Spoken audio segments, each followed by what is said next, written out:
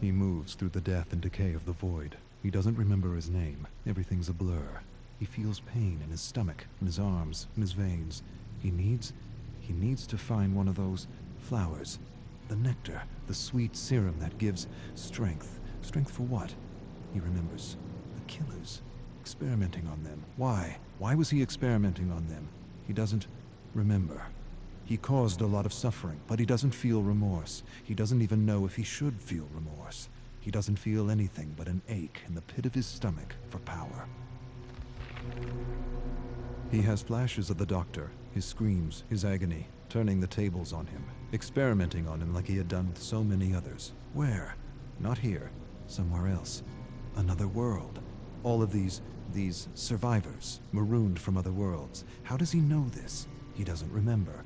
He remembers the experiments. What was he trying to understand? The nectar? The serum? The right dose? The right dose. To use without hurting himself. Too late. He feels the hunger. Not for food or drink, not for talk or fun. For a flower, a single flower, for serum. He knows the entity is watching him. He knows it, feels it inside his bones. He doesn't want to be snatched for another trial, to suffer or cause suffering. And to what end? The great horrible mystery of it all. He wants to understand this place. He does. But he senses that to really know would drive him mad. Madness, that's what this place is. The embodiment of madness. He doesn't want to be pulled into another trial. He wants to return home. He must return home. That's why he was studying the serum. It gave him insight. Insight to what? He doesn't remember. Home. He doesn't even remember where home is. He only remembers the void. Hundreds, maybe thousands of discarded survivors. Not dead, not alive, something else. Alive but dead inside. Burnt, emotionless, useless to the entity. He remembers rising from the void, finding a flower. Had this flower been his salvation? Had the flower been his way out? He falls to his knees and shouts at the abyss, and the abyss answers with silence. The silence is so deafening it hurts. He buckles over, climbs to his knees. He needs serum. He's lost.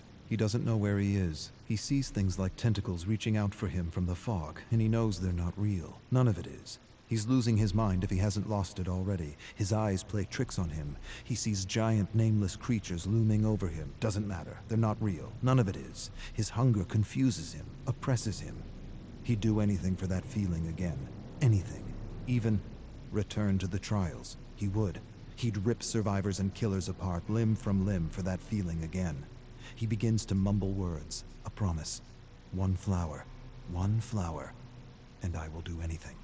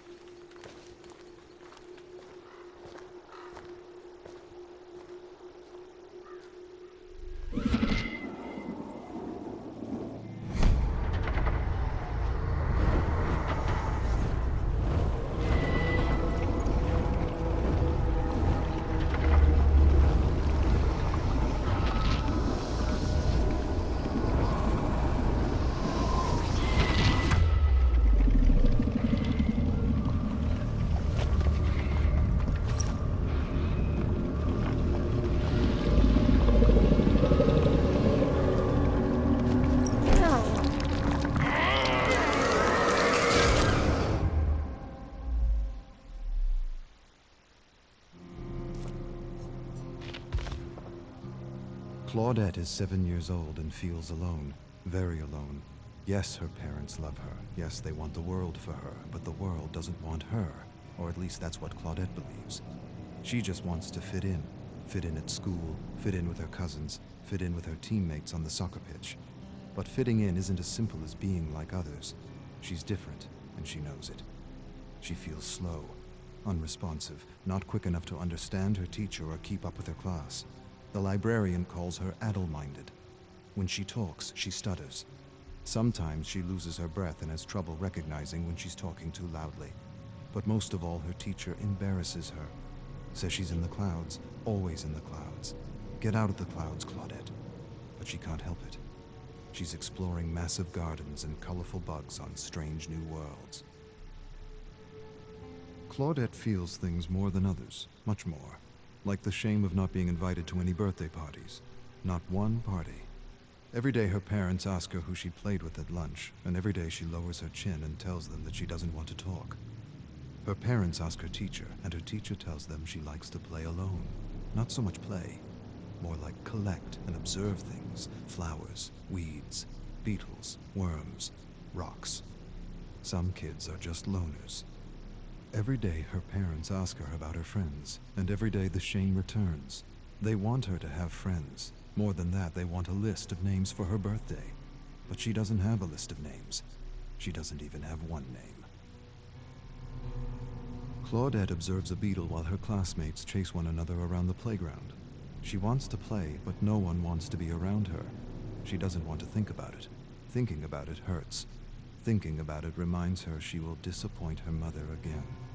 Her mother just wants her to have a friend, but making a friend isn't easy. Not for Claudette. And she wishes more than anything that it was as easy for her as it was for others. She wishes she had a friend to make her parents worry less. Maybe they would even be proud. Maybe she should give up her passion for bugs and flowers. Maybe that would help. Maybe then she would be like other kids. But the need to explore and collect is strong. It is not beyond her. It is her. Claudette loves to collect things, and she knows this is why many call her weird. Her father tells her she's perfect the way she is. He tells her a man named Darwin used to collect bugs and plants too. He had a big imagination like her. He often mused on ideas and theories, and boy did he come up with a whopper of a theory. He explains the theory, and she understands. Her father has a way of taking complicated ideas and making them easy to understand. Darwin. Claudette likes the name. She smiles, stares at her favorite blue and green beetle, and names him Darwin. Claudette's mom is crying. She's upset because Claudette is having trouble in school. Her grades are lower than they've ever been. She doesn't understand what she's doing wrong as a parent. Her dad says she's doing nothing wrong. He says Claudette's wired differently, and that's okay. Her mom doesn't want her to collect plants and bugs anymore. Her dad says that's the best part of her, and he doesn't need a child who fits some bell curve. More than this, he defends her. He tells her mother that the greatest treasures gifted to the world were from those who didn't conform, who weren't normal, who didn't fit some outdated bell curve. Tolstoy, Tesla, Einstein, Shakespeare. Her mother doesn't care. A sudden cry escapes her lips. I don't want her to repeat the year. Claudette hides under the covers pretending to be asleep, pretending she can't hear the yelling. Her mother wants her to get special help, but her father doesn't want to alienate her. He's right. Claudette doesn't want the other kids to know she needs special help. They'll laugh at her. She'll figure things out. She promises she will. Her new substitute teacher, Mrs. Cahill, is helping her.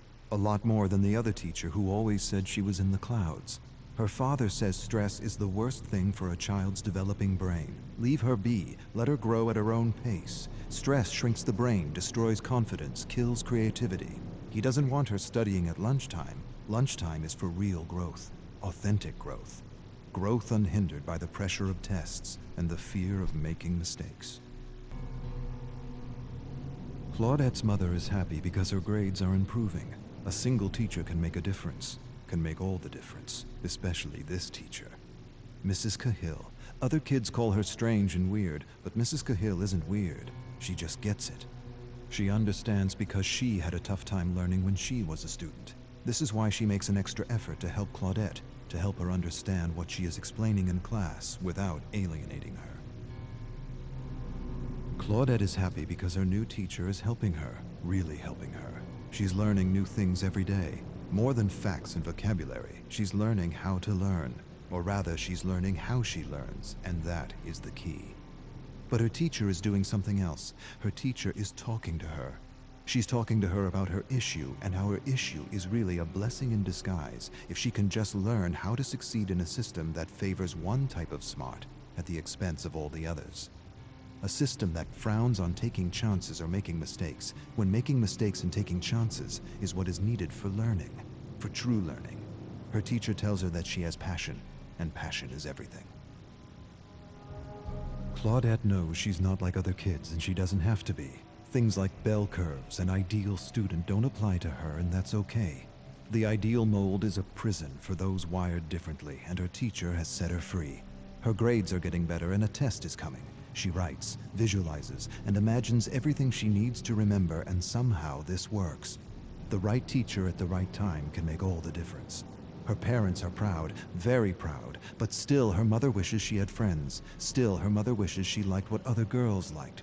Her parents argue in another room about what to get for her birthday. Her mother wants to buy a new doll. Her father thinks she'd like something more related to bugs, plants, and bacteria. The suggestion upsets her mother. Her father defends her. See her for who she is and not who you want her to be. Her mother goes silent. She suddenly releases a cry and says she doesn't want her to be bullied like she was bullied throughout school. Claudette's eyes go wide. For the first time in her life, she realizes her mother's wired differently too. Claudette will be 8 years old tomorrow. She should be eager. She should be excited. She should be counting the hours, minutes, seconds. Instead, she is none of these. She dreads the moment she will have to open her gift. Every year it's the same. Dolls, crafts, jewelry.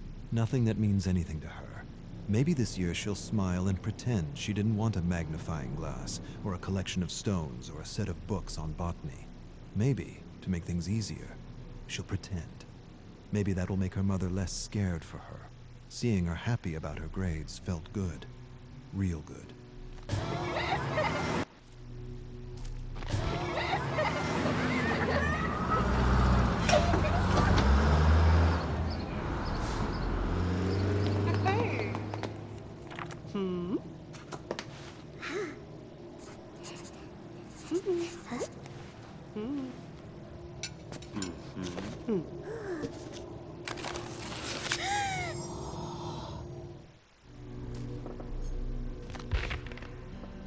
Evan is 14 years old, and he knows something his father doesn't. The thought thrills him, amazes him, scares him. There is something his father doesn't know. Something the owner of one of the most profitable mines in all of Seattle doesn't know. His father manages his workers with an iron fist. No, not an iron fist. Brass knuckles. He calls them maggots. Groveling maggots. He's about to discover he's wrong. They're more than maggots. Much more. They're men. And men working together can bring change. One of these men is inspiring others to take their lives back. If they can stand together, maybe, just maybe, they can bring in the Union. With the Union, they'll have rights. More than rights, they'll have dignity, freedom, time. Time to spend with their friends, time to spend with their family, time to be human. Evan knows something his father doesn't know, and he feels empowered. Evan's father thrusts him to the ground, calls him weak, tells him he's got to stop being so nice to the maggots, stop talking to them, stop helping them, keep them in line, break them, let them know who's boss. If you give them an inch, they'll take a yard. They're just using you. Evan knows better than to say anything. His father punched and broke his jaw last year when he showed weakness. This year, he'd rather not sip dinner through a straw. This year, he holds back, bites his tongue. He wants to tell his father about the Union, but doesn't. He feels ashamed, torn between his loyalty for his father and his friends. Bob, Tom, Jim, they deserve more. Evan enjoys creating something from nothing. He's not an artist, but he enjoys sketching, and he hides his sketches from his father. His father forbids sketching. Sketching is for weaklings, vagabonds, gypsies. He wants Evan to do worthy things. He drags Evan to his most profitable mine. He teaches him how to manage maggots. He's hands-on, very hands-on, abusive, violent, brutal. The key is to break them, break their will, break their spirit. Once broken, a human is a tool that can be wielded to do anything. Broken. It's what he did to his mother. It's what he's doing to him. But Evan still sketches. Sketching is defiance. Evan watches his father yell at one of his workers. He's sick. He wants to leave, but he's not allowed. He leaves. He loses his job. Evan feels for the man, wishes he could do something for him. He wants to tell him things are going to change. The Union is coming. The Union is coming, and with it a good wage and fair working hours. But the man's lungs are black, and his stomach is rot. Too much stress, too much acid, not enough sleep. He collapses. His father doesn't care. kicks him in the gut, tells Evan to drag him out of the mine. Evan drags him out. For a moment, he feels disgusted at the man's weakness and wants to put this maggot out of its misery. He's becoming his father, and he's not sure if that's a bad thing. Evan's father forces him to set a bear trap in a dark forest. His father's obsessed with hunting bears, always has been, always will be. He tells him the story, always the same story. He doesn't want to hear it, but he will. His father was hunting with his brother when they ran into a grizzly bear. The bear tore his uncle's arm off and bit into his head.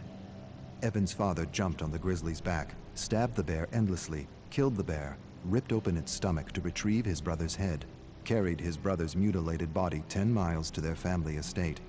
This time it's 10 miles, last time it was 5, his father grins. The story is changing with every telling. Sometimes Evan wonders if there even was a bear. Evan looms over his father's bed and watches him sleep. He hates and loves him at the same time. Sometimes he wonders what his life would be like without him. He owes him so much, and yet he's miserable and alone. He raises a massive gray stone and holds it there for a long minute that feels like forever. He could be free, truly free. But he can't, not like this. He could free himself in other ways. Accidents happen, hunting accidents, mining accidents. He could lure him into the bowels of the mine and ignite a stick of dynamite. No way he'd survive. But despite it all, Evan can't do it. His love is bigger than his hate. He owes him too much. Evan sketches his father in a bear suit drowning his mother. He never believed his father's story. Something didn't feel right. His eyes, his grin, his lack of empathy. She was pulled into a current and never seen again. His mother. She was beautiful. Blonde hair, blue eyes, fun, full of compassion. His opposite. She didn't just go out to swim one morning and never come back. She was getting in his way, and no one gets in his way. Not even family. Especially not family. Obedience or death. Evan's tired of obedience. Yes, he's loyal to his father, but he's also loyal to his friends. They talk to him, encourage him, think he's a great artist. He has friends. He's never really had a friend. His father wouldn't allow it. Waste of time. They're using you. Yes, he's loyal to his father, but he's also loyal to his friends. They deserve better. Evan's father stares at him across the dinner table. He knows. Maybe he doesn't know, but he senses something's amiss. He has that look in his eye, that look that tells Evan he's in for it. He chews on a fatty piece of rabbit and hopes his father doesn't say anything. He should have known better than to keep something from him. His father knows. He always knows. Last year, Evan lost his cool on a man who said something about his mother. He almost beat the man to death with a 2x4 while his father watched and laughed. The authorities pulled Evan away. He smiled at Evan and knew what he wouldn't admit to himself. He enjoyed beating on that man, not because of the insult, not because he felt threatened, but because he felt powerful. His father smiled. Apple doesn't fall far from the tree, eh? Evan finds his sketches torn to bits. He puts the pieces together, all of them accounted for, except one. He doesn't have the picture of his drowning mother. His father enters his room. Despair and dread overwhelm him. He waits for a blow that never comes. Instead, his father tells him he has instinct, and instinct is everything. He tells him he inherited his instinct from his side of the family, the same instinct that told him Evan was keeping something from him. Don't pretend, I know. A few of your maggot friends sold you out for a few dollars. Evan starts but doesn't say anything. Can't say anything. The words are caught in his throat. He apologizes. His father says nothing, walks away. Evan follows him to his bedroom where he sees the picture of his dying mother, framed above the bed. His father tells Evan he will learn a lesson tomorrow, one he hopes he understands. Evan stares at his father and feels hate. Hate for the maggots who betrayed him, and for his father, respect. No, not respect. Admiration.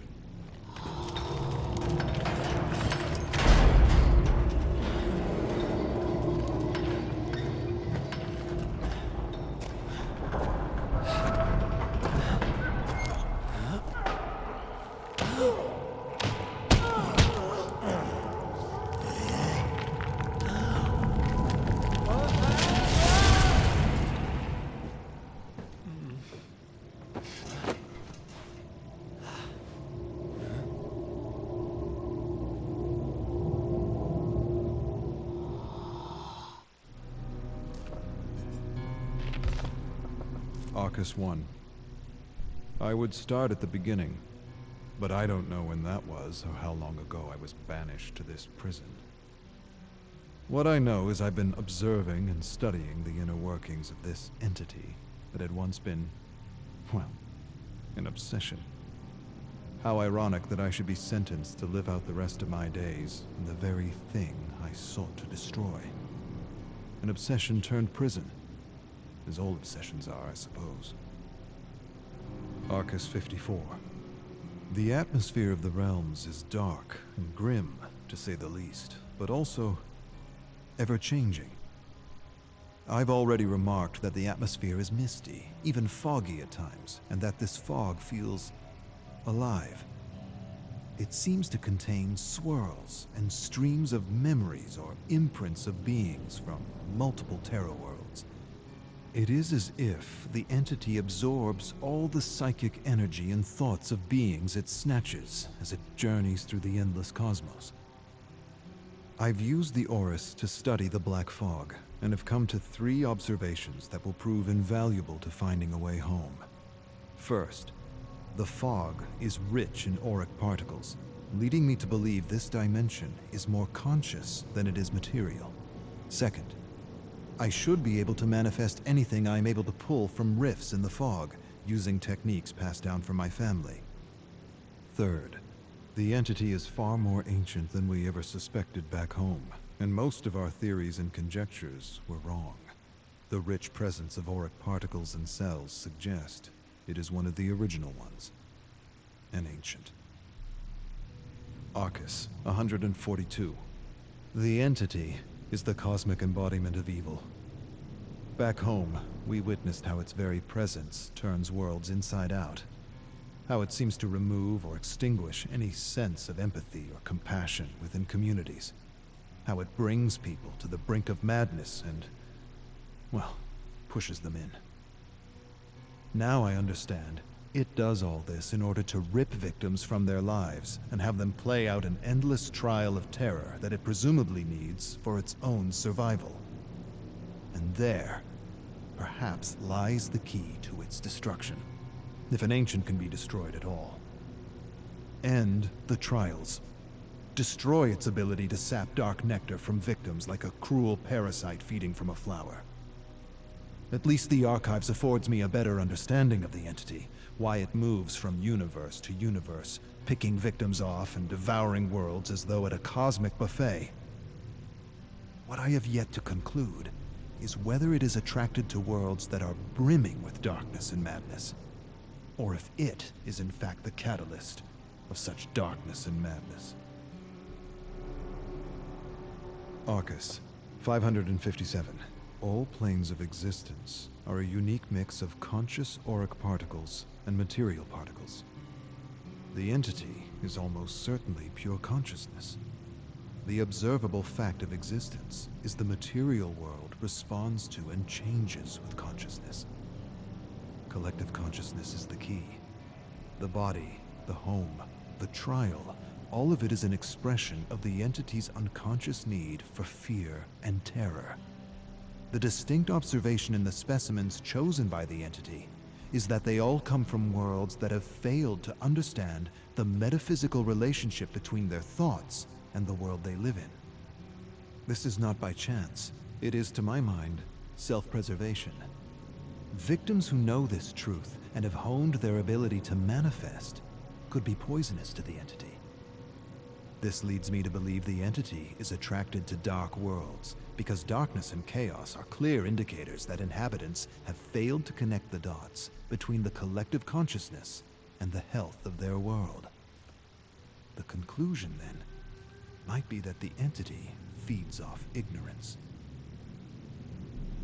Arcus 731. Hard to tell when one day ends and another begins. The tower and the library help me cope, but it's hard to forget the truth of my situation, even for a moment, knowing everything I have is a lie.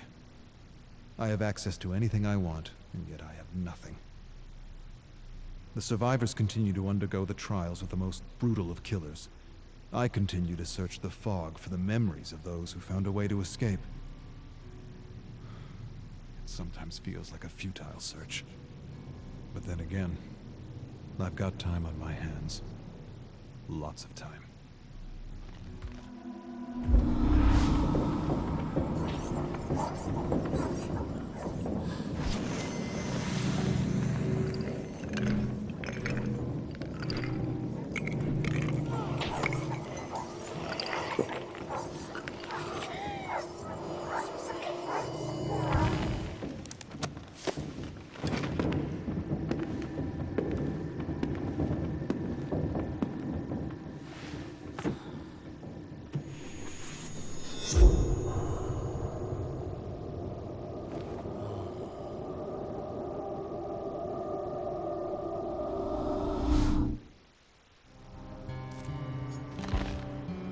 Arcus, 1513.